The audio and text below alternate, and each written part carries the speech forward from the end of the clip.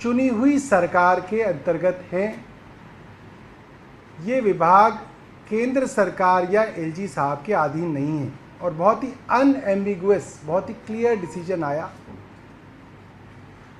और 11 तारीख को ही मुख्यमंत्री जी ने कहा कि हमें दिल्ली सरकार के अंदर बड़े फेरबदल करने हैं।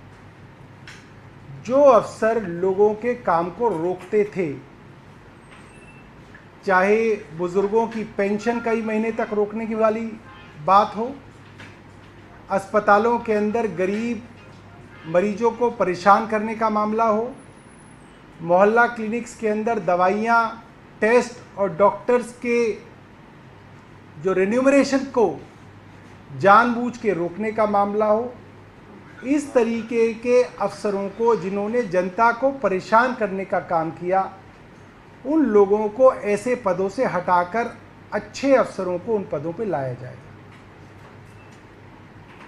11 तारीख को मुख्यमंत्री जी ने ये कहा।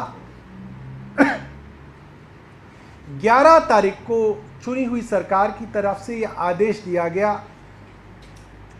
कि अफसरों को बदलने से पहले सबसे पहले आपको उस अफसर को बदलना है जिसका काम है अफसरों को बदलने के ऑर्डर देना, यानी कि सर्विसेज सेक्रेटरी को बदलना, ताकि चुनी हुई सरकार जल्द से जल्द अपने ऑर्डर्स को लागू करा सके। 11 तारीख को सर्विसेज सेक्रेटरी को कहा गया और 11 तारीख को वो बिना बताए गायब हो गए। कई दिनों तक गायब रहे, शो कॉज नोटिस दिया गया, फ़ोन ऑफ रखा, घर पे चिट्ठी भिजवाई गई, चिट्ठी नहीं ली और फिर वो सर्विसेज सेक्रेटरी वापस आए और फिर भी कई दिनों तक डिले करने के बाद अंततः 17 तारीख को फाइल एलजी साहब के पास चली गई। अब 17 के बाद 18 आ गई और आज 19 है। 2 दिन हो गए एलजी साहब के पास वो फाइल रखी है, जबकि सुप्रीम कोर्ट ने ये साफ साफ कहा है कि एलजी साहब के पास अभी अधिकार नहीं है कि वो चुनी हुई सरकार को बताएं कि किस अफसर को कहां पे लगाना है। ये सरकार, चुनी हुई सरकार का काम है ये फैसला। मगर एलजी साहब और केंद्र सरकार सुप्रीम कोर्ट के फैसले को मानने के लिए तैयार नहीं है। ये सबके सामने है। ये भी सुनने में आ रहा है कि एलजी हाउस के सूत्र अफसरों को फोन करके धमका रहे हैं कि जल्द ही केंद्र सरकार ऑर्डिनेंस लेके आ रही है, तब तक सब काम रोके रखो। क्या ये बात सही है? हम एलजी हाउस से जानना चाहेंगे, क्या ये बात सही आ रही है? क्या केंद्र सरकार और एलजी हाउस ये षड्यंत्र कर रहे हैं कि सुप्रीम कोर्ट के चीफ जस्टिस की संवैधानिक पीठ के फैसले को पलटने के लिए इस तरीके से ऑर्डिनेंस लाके दिल्ली की चुनी हुई सरकार को रोका जाए? क्या ये पूरी दिल्ली के साथ षड्यंत्र नहीं है?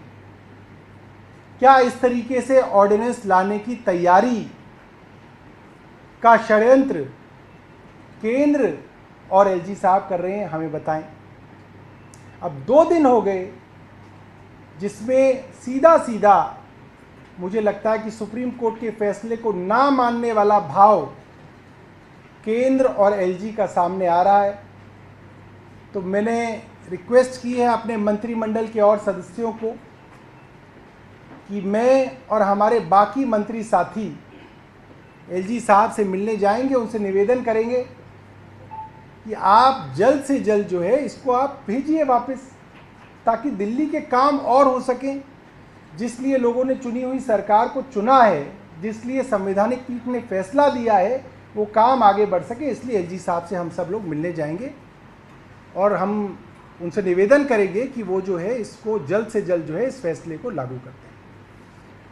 बहुत बहुत धन्यवाद। आशीष चंद्र मोरे ने एक लेटर लिखा है सेक्टर को और एसजी को भी कॉपी दी है, alleging that Saurabh Bhardwaj minister सबसे harassed him on 16th of May। Ginni Singh भी थी वहाँ पर, करीब 1.5 घंटे तक बिठा के रखा और इंटिमिडेटिंग टोन में बात करी फिजिकल असॉल्ट तो नहीं हुआ बट हर तरह से हैरेस किया गया, उसके कुछ देखिए, अगर वो फिजिकल असॉल्ट भी कह देते तो भी मैं क्या कर सकता था। वो ये भी कह सकते थे कि गन दिखाई, कहने को तो कुछ भी कहा जा सकता है। जो कंडक्ट एक अधिकारी का ऑन रिकॉर्ड है कि आपको मंत्री ने ऑर्डर दिया, आप 11 तारीख को बोल के गए मैं 3 बजे इस ऑर्डर का पालन करूंगा, आप गायब हो गए, तो ऑन रिकॉर्ड है। आपका फोन स्विच ऑफ हो गया, ऑन रिकॉर्ड है। आपको ईमेल भेजी गई, आपने जवाब नहीं दिया, ये ऑन रिकॉर्ड है। आपके यहाँ पत्र बाकायदा भिजवाया गया और आपकी पत्नी ने बाहर आके बोला कि आप अंदर नहीं है, जबकि आप अंदर थे। इनकी टेलीफोन की जो वो लोकेशन है उससे वो सामने आ जाएगा। इनकी गाड़ी वहाँ पे सीसीटीवी कैमरा के अंदर, उस कॉलोनी के सीसीटीवी कैमरास की अगर हम वो बरामद कर लें तो वहाँ सीसीटीवी कैमरा में आ जाएगा कि ये अपने घर में थे। वो आईएएस ऑफिसर्स की दानिक्स की कॉलोनी है, ये अपने घर में थे और इन्होंने वो पत्र जो है लेने से मना कर दिया कि वो घर में नहीं है।